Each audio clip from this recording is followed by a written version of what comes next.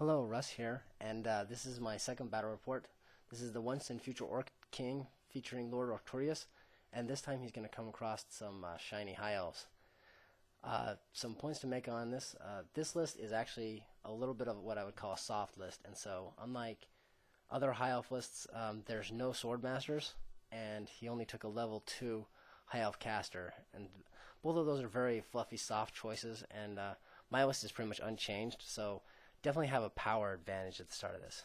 And so going on, what you're going to see is my deployment. This was a meeting engagement, so we cut across the table at an angle, and you'll see we've got a boar chariot. Next to that is my horde of savage orc biggins. In there is a level 1 shaman with the shrunken head, so they have the 5-up board, and next to that are 4 river trolls. Moving on, this is the center of my deployment zone, and you'll see the guy on the round base, that's the black orc, he's a squig mangler, and then behind that there's a unit of board boys with a level 4 orc shaman, and then my big unit of black orcs, and in there is the orc warlord, Orcturious, and he's also, the Mork's war banner is also on the BSB in that unit. Next to them is a orc boar chariot. Moving on, this is the far right, up kind of near the corner, and you'll see there's my horde of night goblins. There's 2 big bosses with great weapons in that unit, and next to them is some wolf riders, and they have not vanguarded yet. There's also 3 fanatics in those night goblins. Moving on here, the next one you'll see I've got 2 stone throwers, and then I've actually got a doom diver as well, but he rolled a 1 on his deployment, and so he's going to show up as a reserve later on in the game. This is the high elf deployment, and like I said, his list is a bit softer, and so you'll see this is actually, I believe his name is Core Hill, and his wolf lion chariot right there. Next to that is a great eagle, and then you also see 2 large blocks of spearmen, and then that thing behind them is a sorcerer's portal, so that's going to be casting spells during the game. And for the most part, for the first turn it pretty much helped him. The second turn it actually factored in and hurt him quite a bit, as it turned out. Moving on, this is the rest of his army that made it on the board. You'll see there's a unit of white lions, and then behind that is his sorcerer. And then not pictured here, that's going to come on later, is he rolled a 1 on his dragon princes and a 1 on his high elf lord on a dragon, and so both of those are going to be moving on as reinforcements. So, and then as with the scenario, I got the board edge and we rolled off, and he actually stole the first turn by rolling a 6, and so this next picture you see, there are his dragon princes and a high elf on a dragon that showed up, and you see right there my wolf riders, after their vanguard move, ended up right there, and he's just kind of putting them right behind my wolf riders and right into my flank, which I thought was actually it seemed like a really good move on his part. So the next picture we see the dragon moves in and actually triggers the fanatics. 2 of them miss, 1 bounces through the dragon, and then I rolled an awesome 1 on the number of wounds, and so that dragon pretty much ended up being fine. I failed to wound.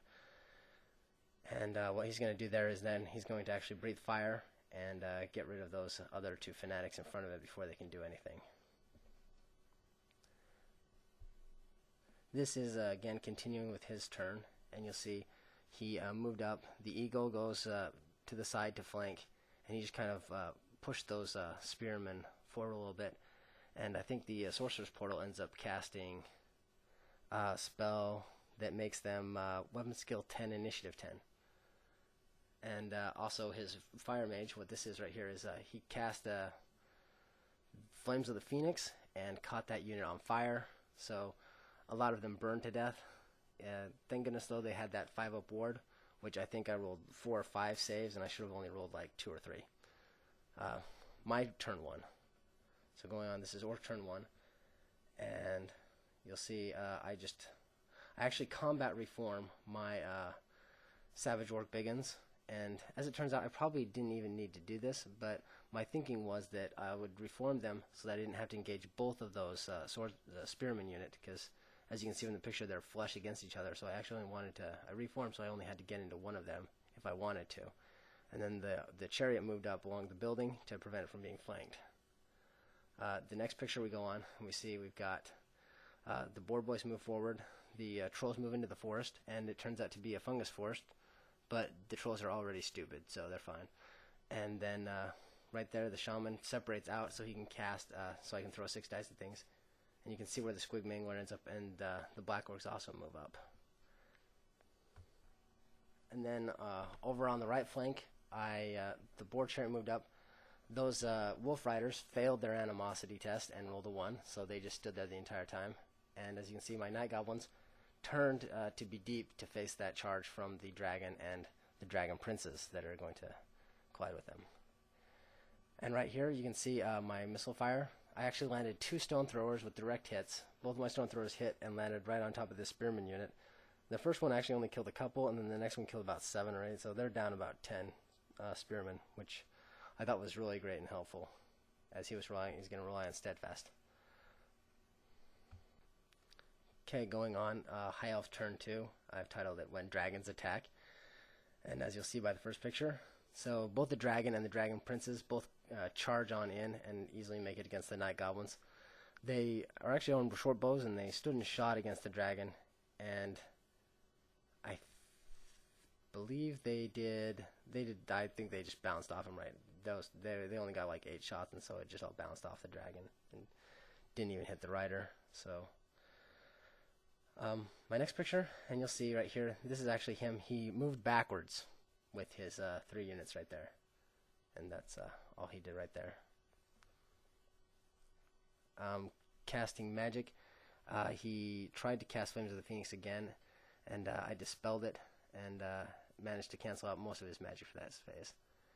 As you'll see this next picture, these are there's about 15 or so, maybe a little bit more, dead night goblins. That's how many of those dragon princes and the dragons killed. In retaliation, though, one of my great weapon big bosses, or night goblin bosses, anyway, he managed to do a wound to the dragon. So I thought, he pretty much did his job right there. Going on, there's their flee, as they flee. And amazingly enough, these night goblins actually got away from the dragon princes, which pursued. So I thought that was awesome. This is actually about the 3rd or 4th time I've seen this unit flee and managed to get away when it probably shouldn't have. And that pretty much concludes mine, his turn, and now this is going on to Orc turn 2. We've got my Savage Orcs. They end up charging in there, and the boar chariot as well, and I just figured, why not? So I mainly focused against that big block that had all its ranks, and then I ended up catching the other unit as well. I thought maybe they, and by themselves they could have squoze in there by themselves, but I thought it was a better move to move the chariot in there as well, and just, try and just completely devastate both of these units. So the rest of my army all advances in. The trolls march closer, the boar boys get closer, the squig mangler tries to get closer, the wolf riders move in, and the black orcs march up. They're actually clipping that forest, but at this point I didn't care. And then the orc shaman in that picture actually tries to cast Here We Go. And one thing about this spell is to remember that it's 2d6 inches in range.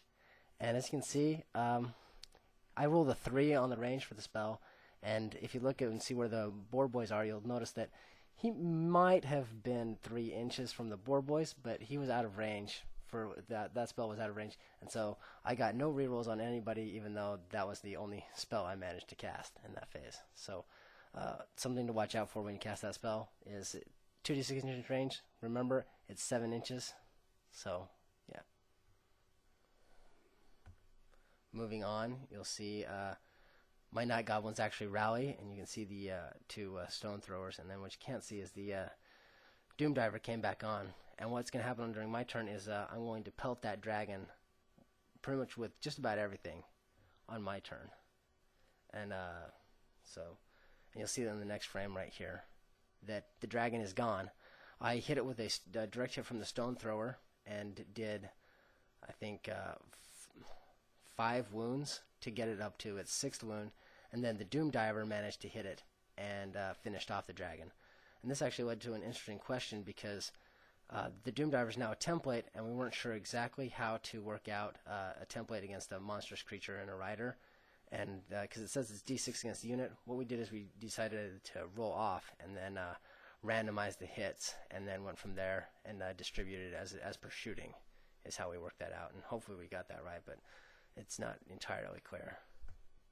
So now moving on, the result is Orc victory at this point without his dragon, and both of those spear units that were fighting, they also got wiped out by the Savage Orcs. And at that point he just called the game, because I wiped out 2 of his main blocks and the dragon, and he didn't think that since he hadn't even touched either of my major units, he just kind of called it.